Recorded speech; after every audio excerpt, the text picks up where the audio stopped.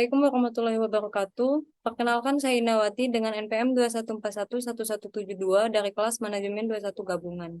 Di sini saya akan menjelaskan tentang analisis pasar online lingkungan mikro. Yang pertama ada analisis situasi untuk pemasaran digital. Adalah langkah dasar pengembangan strategi digital yang mengatakan bahwa analisis situasi sangat penting untuk kesuksesan di masa depan.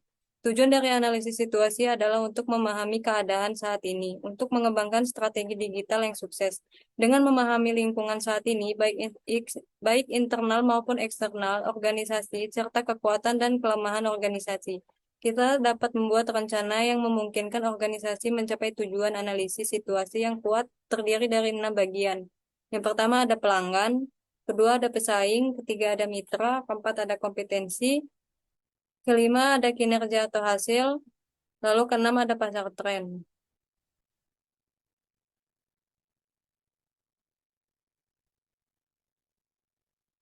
Lalu ada lingkungan pemasaran digital, yaitu sebuah pemasaran yang mengacu pada proses evaluasi komprehensif terhadap berbagai aspek yang mempengaruhi strategi pemasaran digital suatu perusahaan atau produk. Tujuan dari analisis ini adalah untuk memahami lingkungan bisnis, pasar target, pesaing, dan faktor-faktor lain yang dapat mempengaruhi keberhasilan kampanye pemasaran digital.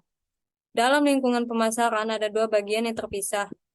Pertama ada lingkungan mikro dan lingkungan makro. Lingkungan mikro dikenal sebagai lingkungan operasi yang berfokus pada kebutuhan dan keinginan pelanggan. Dan lingkungan makro berfokus pada lingkungan kekuatan yang dapat mempengaruhi pemasaran digital. Mereka fokus pada kekuatan politik, ekonomi, sosial, teknologi, hukum, dan lingkungan. Lalu ada bagaimana kita memahami pelanggan dalam pasar digital, yaitu sebuah proses evaluasi komprehensif terhadap berbagai pemasaran digital mengacu pada proses evaluasi komprehensif terhadap berbagai aspek yang mempengaruhi strategi pemasaran digital suatu perusahaan atau produk. Cara memahami pelanggan dengan baik, yang pertama tingkat empati. Ini dia cara memahami pelanggan yang pertama. Yang kedua, sediakan informasi. Mayoritas pelanggan menginginkan informasi yang lengkap terkait produk atau jasa yang ditawarkan pada pelaku usaha. Lalu ada berikan pilihan. Selanjutnya ada pilihan konsumen dan pengaruh pasar. Teori pilihan konsumen adalah cabang mikroekonomi yang menghubungkan presentasi terhadap pengeluaran konsumsi dan kurva permintaan konsumen. Analisis ini menganalisis bagaimana konsumen memaksimalkan keinginan konsumsi mereka yang diukur dengan preferensi mereka dengan batasan pengeluaran, utilitas dengan batas anggaran konsumen. Faktor-faktor yang mempengaruhi penilaian konsumen terhadap kegunaan suatu barang antara lain tingkat pendapatan, faktor budaya informasi, produk, dan faktor fisiopsikologis. Lalu ada karakteristik pelanggan. Adalah atribut atau sifat yang khusus digunakan untuk menggambarkan dan memahami pelanggan atau konsumen. Karakteristik ini membantu bisnis dan pemasar untuk mengidentifikasi, memahami, dan merinci profil konsumen mereka. Berikut adalah beberapa karakteristik pelanggan yang umumnya dianalisis. Lalu ada pesaing.